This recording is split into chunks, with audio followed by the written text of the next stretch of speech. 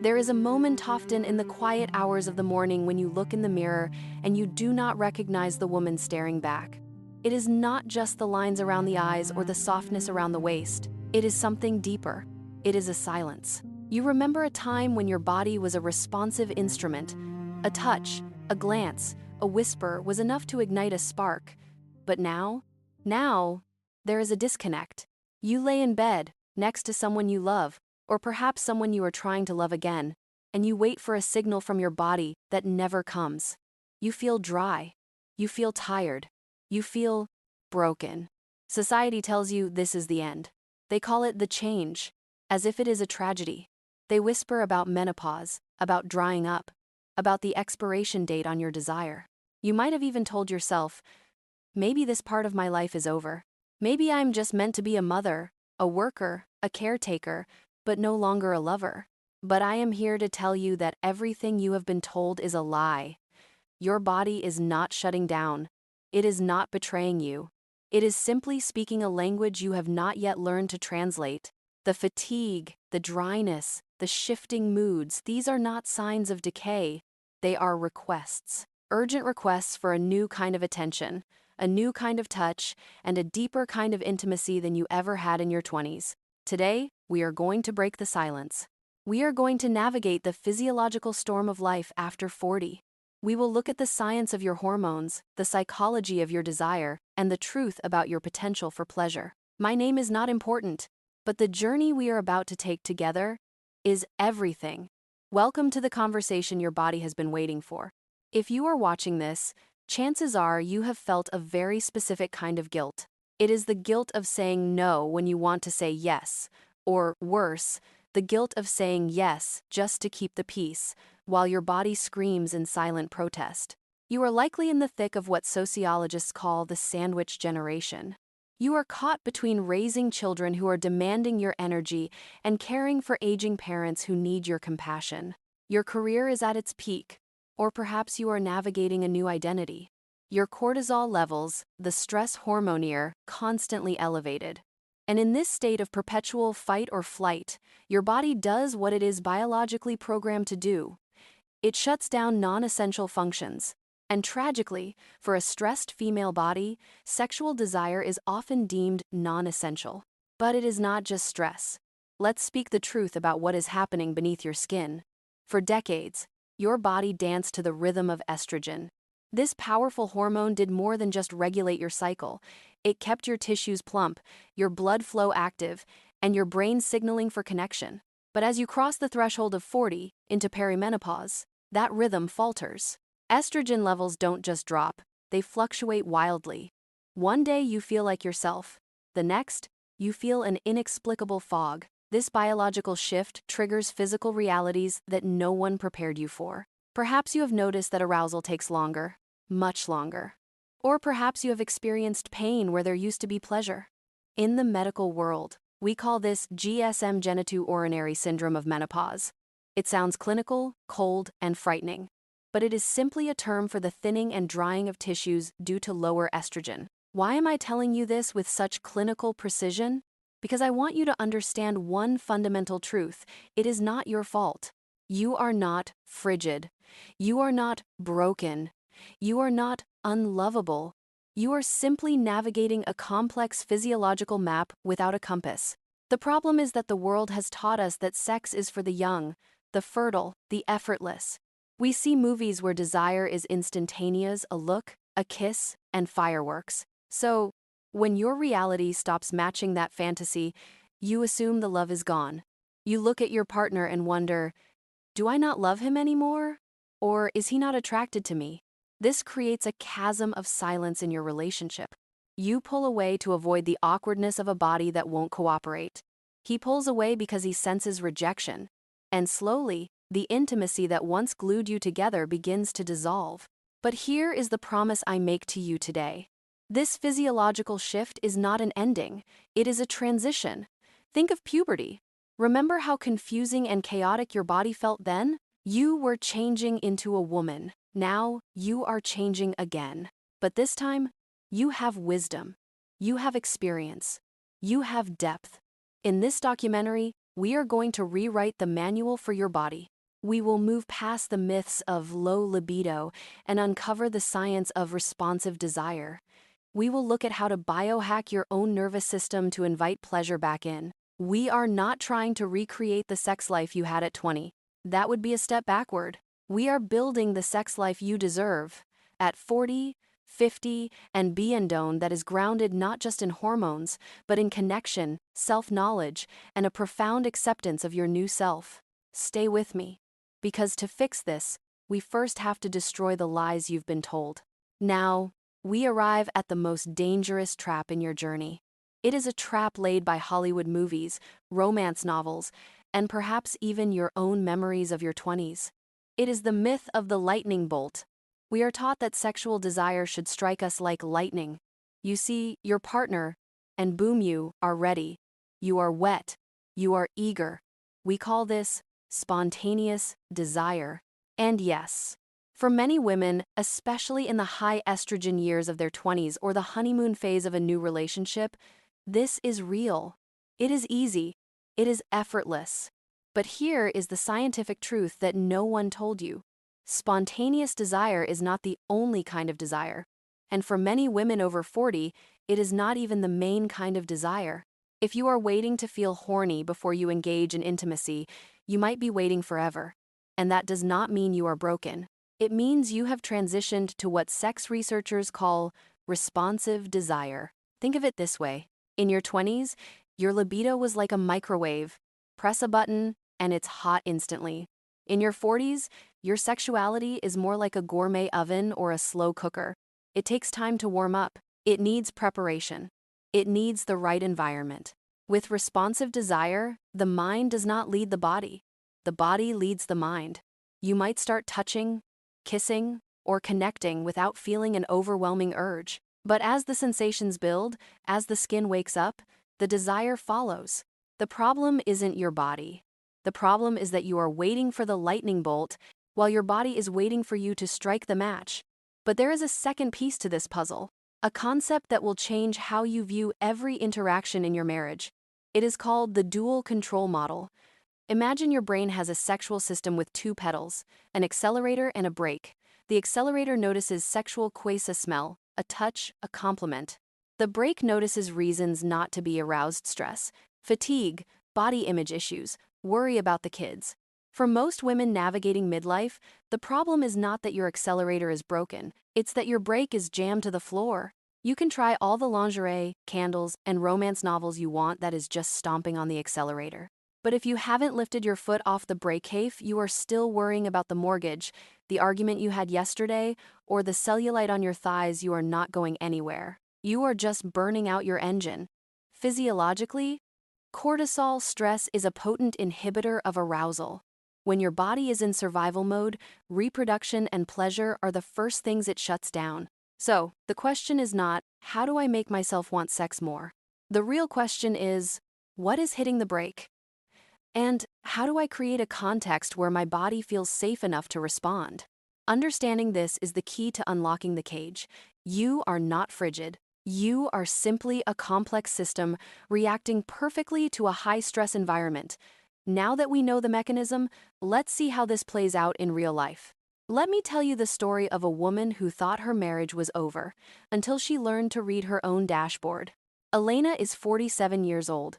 She is a marketing executive, a mother of 2 teenagers, and she has been married to Mark for 20 years. To the outside world, Elena has it all together. But inside, she feels like she is holding her breath, waiting for a collapse. For the last 2 years, Elena has been keeping a secret that lives in the silence of her bedroom. She loves Mark. He is a good man. But physically, she feels dead. It started subtly. First, it was just being too tired. Then, it was the vaginal dryness that made sex uncomfortable, stinging like a paper cut.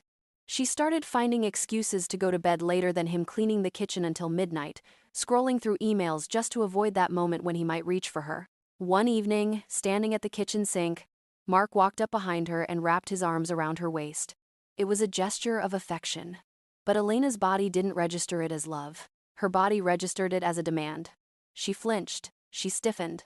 Mark pulled away immediately, his hands retreating as if he had touched a hot stove.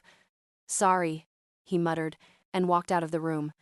That sorry broke her heart. Later that night, lying in the dark, the loop in Elena's mind began. The brake we talked about earlier was slammed to the floor. Thought 1. I am hurting him. Thought 2. What is wrong with me? I used to love this. Thought 3. My thighs look terrible in this light. Thought 4. Did I send that email to the client? Her brain was so crowded with noise, anxiety, and self-judgment that there was absolutely no room for sensation. Her accelerator was buried under a mountain of mental load. She convinced herself that the marriage was over. She thought, I should let him go.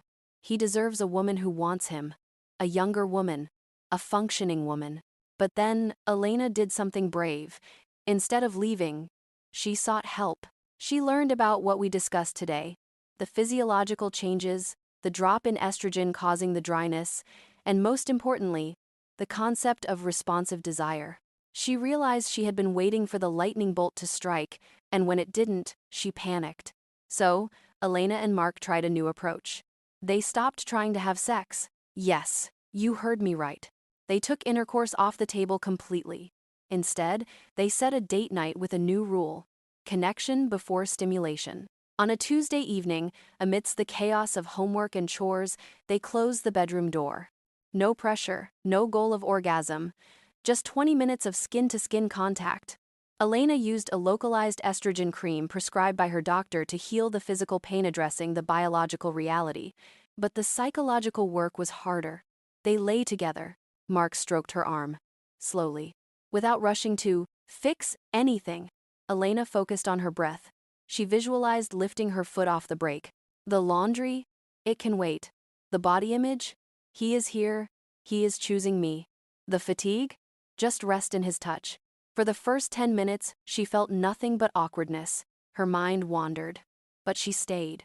She didn't force it. She just let her body be held. And then, around minute 15, something shifted. The warmth of his hand on her back stopped feeling like a demand and started feeling like warmth. Her heart rate slowed down. Her skin began to tingle. She wasn't horny in the way she was at 25, but she was open. She was receptive. She turned to Mark, looked him in the eye, and for the first time in years, she didn't see a roommate. She saw her husband. She kissed him not because she felt a lightning bolt, but because she felt safe. That night didn't end in fireworks. It wasn't a movie scene. But it was something more important. It was a reopening of the door. Elena learned that her body wasn't broken. It was just speaking a quieter language. She learned that desire at 47 isn't about a sudden urge, it's about a deliberate invitation.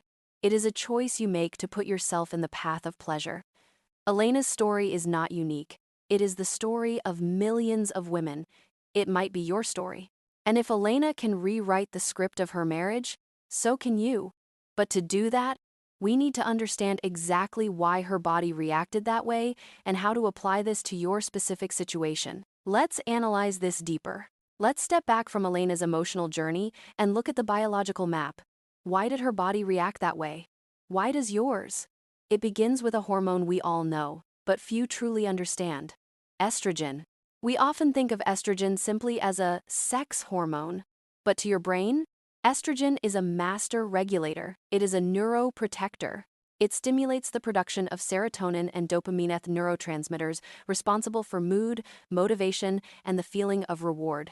When you are in your reproductive prime, high levels of estrogen keep these neural highways wide open. Desire feels easy because your brain is chemically flooded with motivation, but during perimenopause and menopause, estrogen levels don't just fall, they become erratic. When estrogen withdraws, your brain's dopamine system takes a hit. Suddenly, the reward of sex doesn't seem worth the effort. You aren't being difficult. You are experiencing a temporary neurochemical deficit. Simultaneously, a physical change is occurring. Remember when Elena felt pain? That is not in her head. It is a condition known as vulvovaginal atrophy, part of the genitourinary syndrome of menopause, GSM. Without estrogen, the vaginal walls become thinner, less elastic, and produce less moisture. The pH balance shifts. Friction that used to feel pleasurable now feels like sandpaper. And here is the crucial link. Pain is the ultimate desire killer. The brain is an avoidance machine. If your brain associates intimacy with pain even a little bit, it will subconsciously hit the brake to protect you. Elena's flinch wasn't a rejection of Mark, it was a survival reflex. But the most insidious factor is psychological. In sex therapy, we call it spectatoring. This term, coined by researchers Masters and Johnson, describes what happens when you stop experiencing the moment and start watching yourself perform. When Elena lay in bed thinking, "I am taking too long," or "Do I look old?" she became a spectator. She stepped out of her body and into her head. Physiologically, spectatoring triggers the sympathetic nervous system, the fight or flight response. Blood flow is diverted away from your genitals and towards your muscles to run or fight. So, the more you worry about not being aroused, the physically impossible it becomes to get aroused. It is a self-fulfilling prophecy. So, we have a perfect storm. Hormonal withdrawal, lowering your natural drive. GSM, creating physical discomfort. Spectatoring, creating mental blockage. This sounds overwhelming, doesn't it? But here is the good news. Unlike a storm, you can navigate this. You cannot force your ovaries to produce estrogen like they did at 20, but you can override the system. How? By shifting the goal. For the last 20 years, your definition of sex has likely been performance-based, focused on intercourse and orgasm. We need to shift to a pleasure-based model. Science tells us that while spontaneous desire drops with age, the capacity for orgasm and deep pleasure does not disappear. In fact, for many women, it increases if, and only if, the context is right. We need to treat the vaginal dryness medically. It is treatable, and we need to treat the spectatoring psychologically. We stop watching, and we start feeling. So, how do we put this into action? How do you, starting tonight, build a roadmap back to connection? So, where do we go from here? We have uncovered the myths. We have mapped the biology. Now, it is time to build your roadmap. You do not need a miracle. You need a strategy. Here is your 3-step action plan to reclaim your intimacy after 40. Step 1. Honor the hardware. Stop suffering in silence. If walking hurt your feet, you would buy better shoes. If reading hurt your eyes, you would get glasses. Why is your sexual health any different? Make an appointment with a gynecologist or a menopause specialist, someone who listens. Ask specifically about GSM treatment. Whether it is localized estrogen therapy, moisturizers with hyaluronic acid, or pelvic floor physical therapy, the solutions exist. These are not enhancements. They are maintenance for a vital part of your body. Treat the dryness. Remove the pain. Give your body a fair chance to say yes. Step 2. Reset the software. You need to rewire your brain away from spectatoring. To do this, I want you to try a technique used by sex therapists called sensate focus. For the next 2 weeks, take intercourse off the table completely. Instead, agree to touch each other for 15 minutes. The rule is, you are only allowed to focus on the sensation of skin against skin. No goals, no orgasm hunting. If your mind wanders to the grocery list, gently bring it back to the temperature of his hand. If you start judging your body, bring your focus back to the texture of the sheets. You are training your brain to be present. You are teaching your nervous system that touch is safe, not a demand. Step 3. Schedule the joy. I know. Scheduling sex kills the romance. That is the old myth speaking. In your busy life, you schedule everything that is important to you. Your doctor's appointments, your meetings, your kids' soccer games. Why? Because if you don't schedule them, they don't happen. Intimacy is no different. Waiting for the right moment usually means waiting until you are too tired. So, put it on the calendar. Call it connection time. Knowing it is coming allows your responsive desire to prepare. It allows you to anticipate. It gives you permission to clear your mental load before you even enter the bedroom. Conclusion. Navigating your sex life after 40 is not about trying to be 25 again. It is about becoming the woman you are now. A woman who knows her body. A woman who asks for what she needs without apology. A woman who understands that true intimacy is not a performance, but a conversation without words. Your body is changing. Yes, but it is not silent. It is speaking to you. And for the first time in a long time, are you finally ready to listen? Thank you for taking this journey with me. If you found yourself in Elena's story, or if you learned something new about your own body today, please share your thoughts in the comments below. Let's break the silence together. Subscribe to join a community of women who are rewriting the rules of aging. Until next time, be kind to your body. It's the only home you have.